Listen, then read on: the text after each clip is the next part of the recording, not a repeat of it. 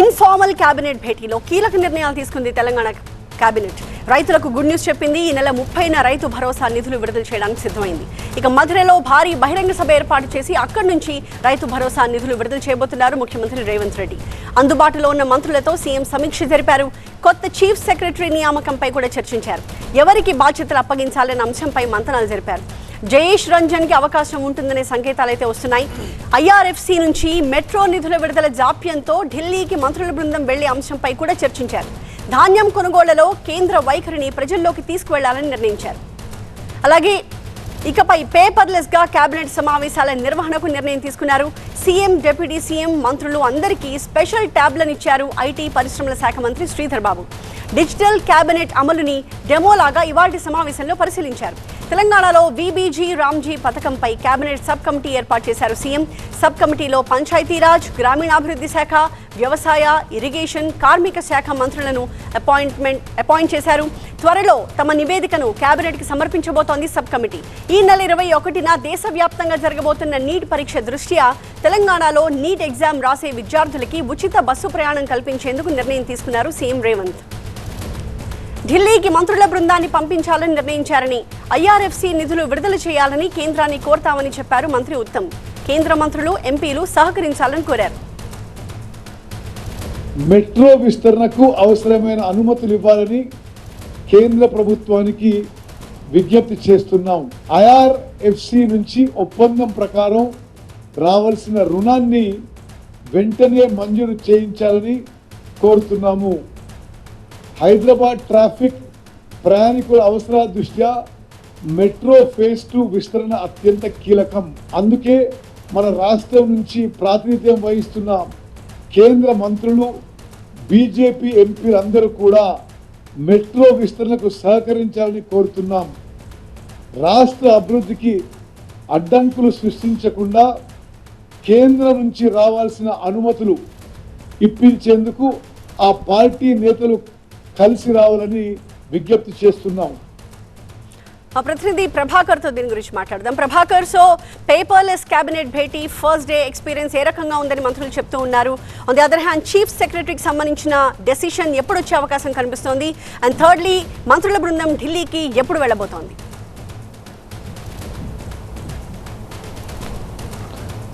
మీరు చెప్పిన 3 అంశాలతో పాటు చాలా కీలకమైన అంశాలను కూడా ఈరోజు ఇన్ఫార్మల్ క్యాబినెట్ భేటీలో చర్చించారు. దానికి సంబంధించి మంత్రులు కూడా ఆ అంశాలను వివరించారు. దాంతోపాటుగా మంత్రులు మీడియా మీట్లో అడ్రస్ చేయని అంశాలు కూడా చాలా చర్చకు వచ్చాయి. రాజకీయాలకు సంబంధించి, అట్లాగే ప్రస్తుత రాజకీయ పరిస్థితులలో రాజకీయ సమీకరణలు ఏ విధంగా ఉన్నాయి, పార్టీలు కాంగ్రెస్ పార్టీకి సంబంధించి ప్రతిపక్షాలను ఎదుర్కొనేలా ఎలా ఉండాలి, ఎలా యాక్షన్ ప్లాన్ సిద్ధం చేయాలనే దానిపైన కూడా మంత్రులు, సీఎం డిస్కస్ చేశారు. దాంతోపాటుగా డిజిటల్ క్యాబినెట్కి సంబంధించి ట్యాబ్స్ని శ్రీధర్ బాబు మంత్రులందరికీ ఇచ్చారు. సో దాంట్లో డెమోని కూడా చూశారు. ఎజెండా ఏ విధంగా వస్తుంది, జీఏడీ పంపే ఎజెండాను మనం ఏ విధంగా చూడొచ్చు, దాని తర్వాత ఎజెండా వైజ్గా ఎట్లా ఐటమ్స్ క్యాబినెట్లో ఒక్కొక్క ఐటెం ఉంటుంది, ఆ ఐటెం కంప్లీట్ అయిన తర్వాత మనం రిమార్క్స్ ఎలా వస్తాయి, దాని తర్వాత దాని డెసిషన్స్ ఎలా జరుగుతాయి, వీటన్నింటినీ కూడా ఒక డెమో చేసి చూపించారు. ఇక కీలకమైన అంశాలపైన చర్చ జరిగింది. ఒకటి చీఫ్ సెక్రటరీకి సంబంధించిన అంశం. ఈ నెల 30తో చీఫ్ సెక్రటరీగా ఉన్న రామకృష్ణరావు రిటైర్ కాబోతున్నారు. ఇప్పటికే 2 సార్లు ఎక్స్టెన్షన్ ఇచ్చిన క్రమంలో ఇప్పుడు మరోసారి ఎక్స్టెన్షన్కు రాయాలా, లేకపోతే కొత్త చీఫ్ సెక్రటరీని నియమించాలన్న దానిపైన చర్చ జరిగినట్లుగా తెలుస్తుంది. దాంట్లో భాగంగానే జయేష్ రంజన్తో పాటుగా మిగతా 2 అధికారులు కూడా రేస్లో ఉన్నారు, సంజయ్ జాజు అండ్ వికాస్ రాజ్. సో సంజయ్ జాజు ఇప్పుడు సెంట్రల్ సర్వీసెస్లో ఉన్నారు, డోనర్ సెక్రటరీగా ఉన్నారు. సో అతన్ని ఇక్కడికి తీసుకురావడమా, లేకపోతే జయేష్ రంజన్ సీనియర్గా ఉన్నారు కాబట్టి సో జయేష్ రంజన్ని కొత్త చీఫ్ సెక్రటరీగా నియమించడం అనే దానిపైన అయితే చర్చ జరుగుతుంది. ఇప్పటికైతే జయేష్ రంజన్కే రేస్లో ముందున్నారు అనేది అయితే మంత్రులు కానీ మిగతా సోర్సెస్ నుంచి అందుతున్న సమాచారం. ఇక కీలకమైన అంశాలైన ధాన్యం పైన చాలా కీలకమైన నిర్ణయం తీసుకున్నారు. ధాన్యం పైన ఇప్పటివరకు 500 రూపాయలు సన్న ధాన్యం పైన 500 రూపాయల బోనస్ ప్రభుత్వం ఇస్తుంది. కాకపోతే ఇప్పుడు కొన్ని లిమిటేషన్స్ దానిపైన పెట్టింది. కేవలం 7 రకాల సన్న బియ్యం పైన మాత్రమే, సన్న వడ్లపైన మాత్రమే బోనస్ ఉంటుందనేది మంత్రి ఉత్తమ్ కుమార్ రెడ్డి చెప్పారు. దాంతోపాటుగా వీబీజీ రామ్జీ, ఇంతకుముందు ఎన్ఆర్ఈజీఎస్గా ఉన్న ఈ పథకం ఇప్పుడు విబిజి రామ్జీగా మారింది, జాతీయ గ్రామీణ ఉపాధి హామీ పథకం. సో దీనికి సంబంధించి కేంద్రం ప్రవేశపెట్టిన ఈ పథకంలో చాలా లోపాలు ఉన్నాయి. సో దీనికి సంబంధించి ఒక క్యాబినెట్ సబ్ కమిటీని ఏర్పాటు చేస్తున్నట్టుగా సీఎం ప్రకటించారు. ఇక ఐఆర్ఎఫ్సి నుంచి మెట్రోని టేక్ ఓవర్ చేసుకోవడానికి రాష్ట్ర ప్రభుత్వం నిర్ణయం తీసుకున్న నేపథ్యంలో ఐఆర్ఎఫ్సికి సంబంధించిన నిధుల విడుదల, అక్కడ లోన్ విడుదల అనేది జాప్యం జరుగుతున్న నేపథ్యంలో సో దాని విడుదలకు సంబంధించి ఇప్పటికే సీఎం ప్రెస్ మీట్లో చాలా కీలకమైన ఆరోపణలు చేశారు. రాష్ట్రానికి సంబంధించిన కేంద్ర మంత్రులు దీన్ని అడ్డుకుంటున్నారని. సో దానికి సంబంధించిన అంశాన్ని వెంటనే పరిష్కరించేలా కేంద్రంతో ప్రయత్నం చేయాలని. ఇక లాస్ట్ ఒక రైతులకు గుడ్ న్యూస్ చెప్పారు. ఈ నెల 30న ఖమ్మం మదిరాలో భారీ బహిరంగ సభ ఉండబోతుంది. డిప్యూటీ సీఎం బట్టి విక్రమార్క కాన్స్టిట్యున్సీ. అక్కడే భారీ బహిరంగ సభలో రైతు భరోసా నిధులను సీఎంతో పాటుగా మంత్రులు విడుదల చేయనున్నారు. సో ఈ రైతు భరోసా ఈ నెల 30తో విడుదల కానుంది. సో ఇట్లాంటి అంశాలను చర్చించారు. కొంత ఇది ఇన్ఫార్మల్ క్యాబినెట్, ఇది రెండవసారి అయినప్పటికీ కూడా ఫుల్ ఫ్లెడ్జ్ క్యాబినెట్ సమావేశంగానే జరిగింది. ఎప్పుడైనా క్యాబినెట్ సమావేశం అయిపోగానే దాని తర్వాత పొలిటికల్ క్యాబినెట్ ఉంటుంది. దాంట్లో మాత్రం అధికారులు ఉండరు, కొన్ని ఇంటర్నల్ ఇష్యూస్ అన్ని కూడా డిస్కస్ చేస్తుంటారు. కాకపోతే ఈ రోజు జరిగిన క్యాబినెట్ భేటీలో మాత్రం మొదటి నుంచి కూడా అధికారులు లేకుండానే ఇన్ఫార్మల్ క్యాబినెట్ గానే మంత్రుల సమావేశంగానే ఈ సమావేశం జరిగింది. Right, thank you Prabhakar.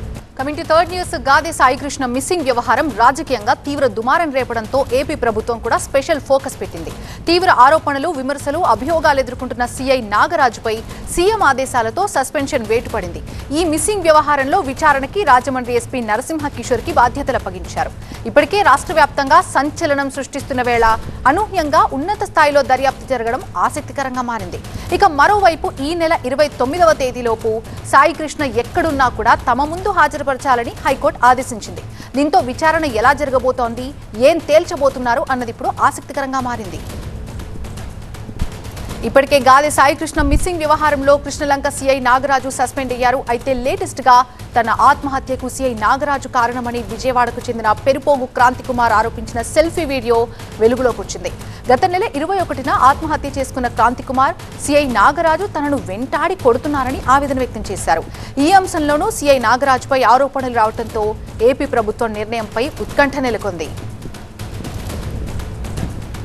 పూర్తి అప్డేట్స్ అందించడానికి మా అసోసియేట్ ఎడిటర్ ఈశ్వర్ లైవ్ లో సిద్ధంగా ఉన్నారు. ఈశ్వర్, సాయి కృష్ణని ఎక్కడున్నా కూడా పట్టుకొని వచ్చి అంటే హైకోర్టు ఆదేశాల మేరకి ఈ నెల 29న హాజరుపరచాలని హైకోర్టు ఆదేశించింది కదా, మరి ఈ నేపథ్యంలో ఎంక్వైరీ ఏ విధంగా కొనసాగుతుంది, ఏం తేల్చబోతున్నారు, అండ్ సిఐ నాగరాజ్పై ఎటువంటి డెసిషన్ తీసుకునే అవకాశాలున్నాయి? ఎగ్జాక్ట్లీ మీరు చెప్పినట్లుగా ప్రభుత్వం దీనిపైన ఇప్పటికీ ఒక స్పష్టమైన ప్రకటన చేయాల్సిన అవసరం ఉంది. అసలు నాగరాజు మరణానికి సంబంధించి పోలీసుల నుంచి కానీ ప్రభుత్వం నుంచి కానీ నిర్దిష్టమైన ప్రకటన అనేది ఇంకా అధికారికంగా విడుదల అవ్వలేదు. అది చాలా కీలకమైన ప్రక్రియ. ఇక్కడే నాగరాజుని ఎప్పుడు తీసుకొచ్చారు, అసలు నిజంగా దీనికి సంబంధించి పోలీస్ లాకప్ డెత్లో అతను మరణించాడా, లేకపోతే ఇతర అంశాలకు సంబంధించిన చాలా కీలకమైన ప్రశ్నలకి సమాధానాలు దొరకాల్సిన అవసరం ఉంది. ఆ ప్రశ్నలకి సమాధానాలు రాబట్టేందుకే ఉన్నత స్థాయి అధికార దర్యాప్తు చేపట్టింది. అందుకనే తూర్పుగోదావరి ఎస్పీ నరసింహ కిషోర్ని దీనికి విచారణ అధికారిగా నియమించింది. ఆయన రావాల్సిందే. ఆయన దాన్ని ఛార్జ్ తీసుకున్న తర్వాత, బాధ్యతలు స్వీకరించిన తర్వాత అనేక యాంగిల్స్లో దానికి సంబంధించిన విచారణ చేయాల్సి ఉంది. పోలీస్ స్టేషన్లో అప్పుడున్న సిబ్బందిని విచారించడంతో పాటు అక్కడున్న సీసీ ఫుటేజ్ని పరిశీలించాల్సి ఉంది. అలాగే కాల్ డేటాతో పాటు ఇతర అక్కడున్న సర్కమ్స్టెన్సెస్, ఎవిడెన్సెస్ ఏవైతే ఉంటాయో వాటన్నిటిని పరిశీలించి ఒక ప్రభుత్వానికి నివేదిక ఇవ్వాల్సిన అవసరం ఉంటుంది.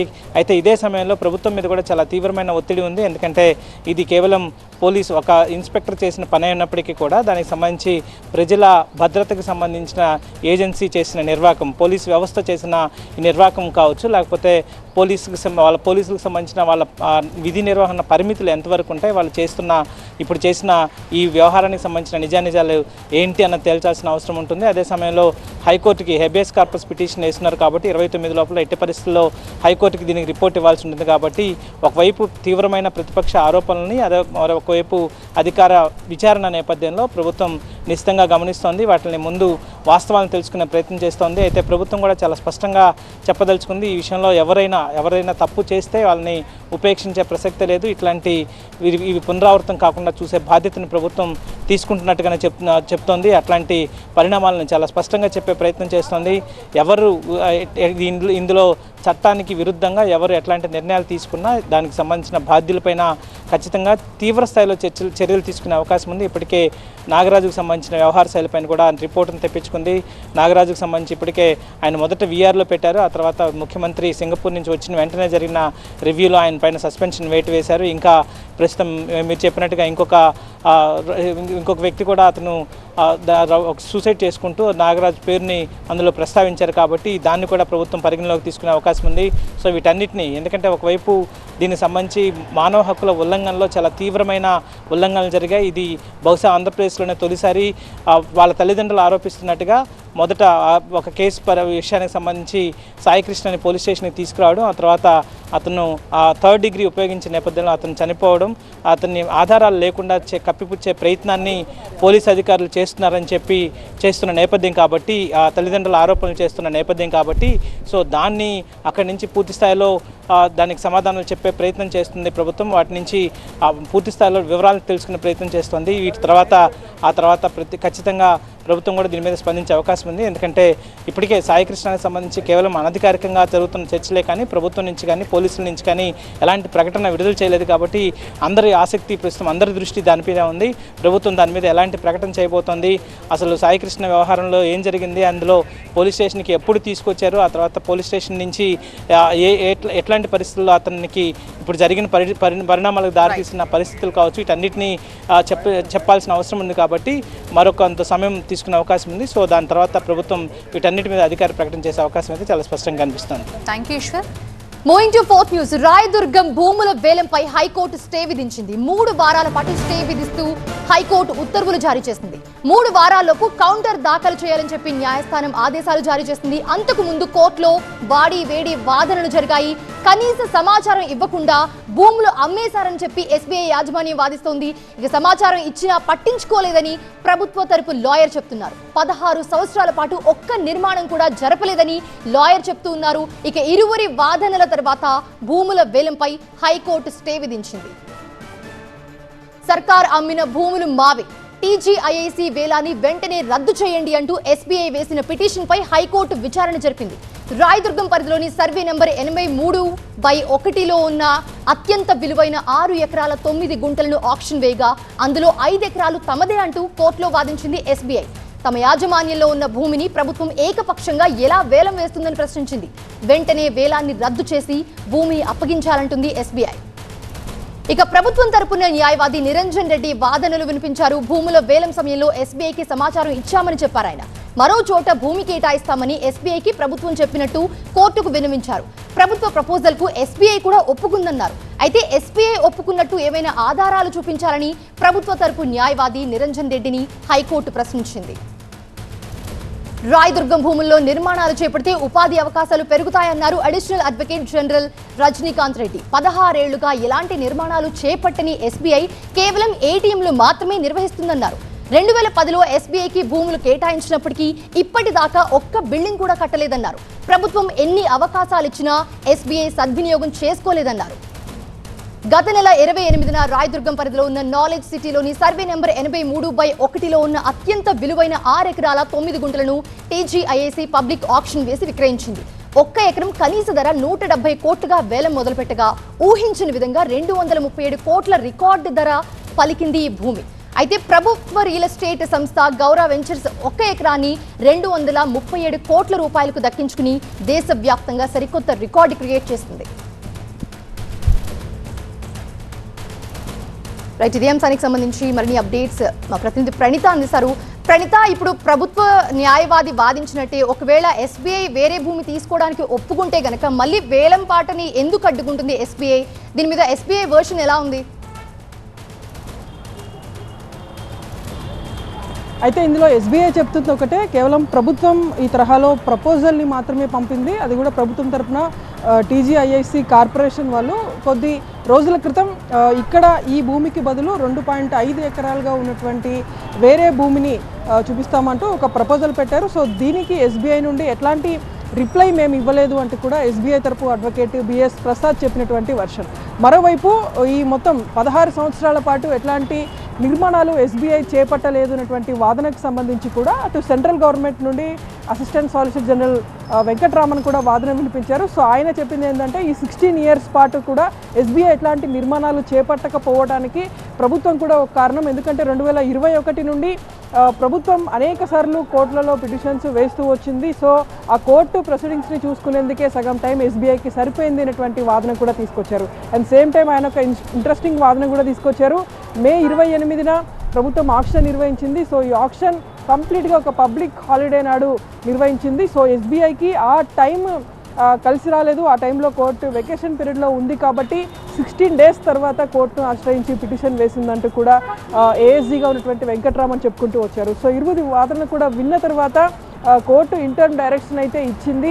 3 వీక్స్ పాటు కూడా స్టే విధిస్తూ మధ్యంతర ఉత్తర్వులు జారీ చేసింది. ఈ 3 వీక్స్లో కూడా అటు ప్రభుత్వం తరఫున ఇటు టీజీఐఐసి తరఫున వాళ్ళు కౌంటర్ దాఖలు చేయాల్సి ఉంటుంది. సో కౌంటర్ ఫైల్ అయిన తర్వాత ఫైనల్ ఆర్డర్ ఇస్తామంటూ కూడా కోర్టు చెప్పింది. సో ఫర్దర్ విచారణను 3 వీక్స్ పాటు కూడా హైకోర్టు వాయిదా వేసింది. సో దాదాపు 2.5 అవర్స్ పాటు జరిగినటువంటి వాదనలో చాలా కీలక అంశాలను ఇరువురి న్యాయవాదులు కూడా ప్రస్తావించారు. సో ఇరువురి సైడ్ నుండి కూడా సీనియర్ కౌన్సిల్స్ అటెండ్ అయ్యారు కాబట్టి మొత్తం 2010 నుండి ఎప్పుడైతే ఎస్బీఐకి ఈ ల్యాండ్ అలాట్ అయిందో అప్పటి నుండి ఇప్పటి వరకు చోటు చేసుకున్నటువంటి అన్ని పరిణామాలను కూడా కోర్టుకి ప్రస్తావించారు. సో ఫర్దర్ విచారణ అయితే 3 వీక్స్ పాటు వాయిదా వేశారు. అప్పటి వరకు ఇంటర్మ్ స్టే కొనసాగనుంది. Right, thanks for the updates Venkata. ఫైట్ ఫైలో ఫైనల్ స్టోరీ చూద్దాం. రాధా గాయత్రిది సహజ మరణమా లేక హత్య? గాయత్రి అసలు ఎలా చనిపోయింది? ఆ గదిలో ఏం జరిగింది? ఉత్తరాఖండ్లోని ముస్సోరీలో విశాఖకు చెందిన సాఫ్ట్వేర్ ఇంజనీర్ రాధా గాయత్రి అనుమానాస్పద మృతి వెనక ఇప్పుడు ఎన్నో అనుమానాలు వ్యక్తమవుతున్నాయి. తొలుత గుండెపోటుతో చనిపోయిందని భావించినా ఇప్పుడు కొత్త కోణాలు బయటకు వస్తున్నాయి. ఊహించని మలుపులు వెలుగులోకి వస్తున్నాయి. అల్లుడు శ్రీచరణ్పై అనుమానాలున్నాయంటూ విశాఖ సిపికి ఫిర్యాదు చేశారు రాధా గాయత్రి పేరెంట్స్. సిపి కార్యాలయంలో అధికారుల్ని కలిసి తమ అనుమానాల్ని వివరించారు గాయత్రి తల్లిదండ్రులు. శ్రీచరణ్ పెద్ద సైకో అని, అతనిపైనే అనుమానాలున్నాయని అంటున్నారు. పెళ్లైన దగ్గర నుంచి గొడవలేనని, ఇద్దరు అసలు కలిసే లేరని అంటున్నారు. ఇద్దరికి గొడవలు జరుగుతుంటే చాలాసార్లు సర్ది చెప్పామంటున్నారు. త్వరలో ఇంటికొచ్చి అన్ని విషయాలు చెబుతానందని, కానీ ఇంతలోనే ఇలా జరిగిందని కన్నీళ్లు పెట్టుకుంటున్నారు. ఒక ట్రాకర్తో రాధా గాయత్రి కదలికల్ని భర్త శ్రీచరణ్ గమనించేవాడని తండ్రి సుధాకర్ ఆరోపిస్తున్నారు. సీసీ కెమెరాలతో భార్యపై నిఘా పెట్టేవాడని తెలిపారు. తన కూతురు మృతికి కారణమైన వారిపై కఠిన చర్యలు తీసుకోవాలని డిమాండ్ చేస్తున్నారు సుధాకర్. రాధా గాయత్రిని భర్త తరచూ వేధించేవాడని తల్లి సత్యవతి కూడా ఆరోపిస్తున్నారు. భర్త కారణంగా కొన్నాళ్లుగా రాధ తీవ్ర ఇబ్బందులు పడిందని ఆవేదన వ్యక్తం చేశారు. మనము అంటే వీడియో కాల్ చేయడం అండి. ఇప్పుడు పబ్లిక్లో 10 మందితో ఉంటాము, వీడియో కాల్ చేసి చూపించు అంటే దానికి షేమ్ అయిపోతుంది కదా. అంత పెద్ద చదువుకున్న అమ్మాయి, అది ఒక్కటి పాయింట్ పట్టుకోండి చాలు. అమ్మాయి షేమ్ అవుతుందా అవదా? అంత పెద్ద చదువులో ఉంది, అంత హోదాలో ఉన్న అమ్మాయిని నువ్వు వీడియో కాల్ చేసి భర్తగా నువ్వు ఎక్కడున్నా నాకు చూపించు, షోమి అంటే ఎలా ఉంటుందండి? అమ్మాయికి ఎక్కడున్నాని, ఇంట్లో ఉన్నా అని ఆ మూలమూలన్నీ చూపించు, అక్కడ ఎవరున్నారు ఏంటంటే అంత నీకు అనుమానం ఉన్నప్పుడు వదిలేసుకోవాలి. అంత అనుమానం ఎందుకు పెట్టుకోవాలి? అది మాకు కావాల్సింది. అతనే చేశాడు ఇది. నాది నుంచి నాకు న్యాయం కావాలి. విహారాన్ని తీసుకెళ్ళి చేశాడు అంతే. విహారానికి వెళ్ళి 10 రోజుల నుంచి ఆ అమ్మాయిని అలాగా మోటివేట్ చేశాడు. తనలోకి తిప్పుకున్నాడు. ప్రేమ అభిమానాన్ని కొంచెం కొంచెంగా చూపించాడు. తను మారిపోయాడు అనుకుంది నా కూతురు. అక్కడ తీసుకెళ్ళిన తర్వాత ఏం జరిగిందో, రాత్రి ఏం చేశాడో తెల్లవాసరికి బాడీ కనిపించింది. ఇదే జరిగింది మాకు. మా కరెస్పాండెంట్ ఖాజా లైవ్లో ఉన్నారు విశాఖ నుంచి. ఖాజా, ట్రాకర్ అంటున్నారు, సీసీ కెమెరాలు అంటున్నారు. సో అనుమానాలు ఖచ్చితంగా పెరుగుతున్నాయి. మరి ఇప్పుడు దర్యాప్తు ఏ స్టేజ్లో ఉంది? మృతురాలి భర్త ఏమని చెప్తున్నారు వీటన్నింటికి? ఖచ్చితంగా రాధా గాయత్రి మరణమా లేక ఆమెది గుండెపోట అనేది ఇంకా ముసలి పోలీసులు అన్ని కోణాలు దర్యాప్తు చేస్తున్నారు. ఎందుకంటే ఒక కూతురు ఇలా అల్లుడితో పాటు వెళ్ళి ముసరిలో అనుమానాస్పదలో ప్రాణాలు కోల్పోవడంతో ఆ కుటుంబం ఇంకా తెరుకోలేకపోతుంది. నిన్న ముసూరు నుంచి మృతదేహం విజయనగరం జిల్లా ఆ జామి మండలం ఆ మామిడిపల్లిలో అంత్యక్రియలు పూర్తి చేశారు రాధాగాయత్రి మృతదేహానికి. ఆ తర్వాత రాధాగాయత్రి మృతికి అల్లుడే ప్రధాన కారణమని బలంగా నమ్మిన పేరెంట్స్ ఈరోజు సిపి కార్యాలయానికి వచ్చారు. అక్కడ అధికారులను కలిసి కంప్లైంట్ కూడా చేశారు. అయితే దీని వెనుక ఉన్న కోణాన్ని విచారించేలా చేయాలి. ముస్సోరీ పోలీసులకు ఇక్కడ పోలీసులు సమాచారం అందించాలి, తమ అభిప్రాయాన్ని అక్కడ చెప్పాలని వీరంతా కూడా తీవ్ర ఆవేదనతో రాధాగాయత్రి తండ్రి సుధాకర్ అలాగే తల్లి సత్యవతి కూడా ఈరోజు విశాఖ సిటీ పోలీసులను ఆశ్రయించారు. అయితే ఈ నేపథ్యంలోనే గత నవంబర్ ఒక కూతురు తన జీవితం బాగుంటుందని ఒక మంచి సంబంధం చూసి పెళ్లి చేయాలనుకున్నారు. ఇందులో భాగంగానే టెక్కీ అయిన శ్రీచరణ్కు ఇచ్చి గత నవంబర్లో వివాహం చేశారు. ఆ తర్వాత హైదరాబాద్లో పెళ్లికి ముందు వరకు హైదరాబాద్లో రాధాగాయత్రి వర్క్ చేసేది. ఆ తర్వాత పూణేలో శ్రీచరణ్ వర్క్ చేసేవాడు. పెళ్లి తర్వాత ఢిల్లీలో అత్తారింటికి వెళ్ళి అక్కడే రాధాగాయత్రి ఉంటూ గుర్గాంలో తాను షిఫ్ట్ చేసుకుని అక్కడ ఉద్యోగం చేసేది. ఈ క్రమంలోనే ఇద్దరి మధ్య కూడా అంత అనుబంధం లేదు పెళ్ళైనప్పటి నుంచి అని పేరెంట్స్ చెప్తున్నారు. ఎప్పుడు కూడా అనుమానించేవాడు, ఎందుకంటే ఈ ట్రాకర్ కూడా పెట్టేవారు, దీంతోపాటు సీసీ కెమెరాలో ఎప్పుడు గమనించేవాడు, తన కదలికలు గుర్తించేవాడు అని రాధాగాయత్రి తల్లితో చెప్పి వాపోయేది. అయితే ఈ నిన్న విశాఖ రావాల్సింది, ఎందుకంటే ఈ ఆదివారం నాడు తండ్రి పుట్టినరోజు కాబట్టి అందరికీ కూడా అక్కడ నుంచే రాధాగాయత్రి గ్రాండ్గా ఈ సెలబ్రేషన్ చేసేందుకు ప్లాన్ చేసింది. ఇంతలోనే ఆమెను ఈ శ్రీచరణ్ ముస్సోరికి తీసుకెళ్ళడం అక్కడ అనుమానాస్పత్రిలో ప్రాణాలు కోల్పోవడంతో ఒకసారిగా ఆ కుటుంబం తీవ్ర ఆవేదనలో అనుమానాలు వ్యక్తం చేస్తుంది. ఖచ్చితంగా ఈ రాధాగాయత్రి మరణం వెనుక అల్లుడు శ్రీచరణ్ పాత్ర ఖచ్చితంగా ఉందనే బలంగా నమ్ముతూ ఆవేదన వ్యక్తం చేస్తున్నారు. వెంటనే ఈ కుటుంబం ఏదైతే తమ కుటుంబానికి జరిగిన అన్యాయం మరే కుటుంబానికి జరగకూడదు, వెంటనే తమకు న్యాయం కావాలని చెబుతోంది రాధాగాయత్రి తల్లిదండ్రులు. రైట్ కాజా అంటే ఇది వాళ్ళ 585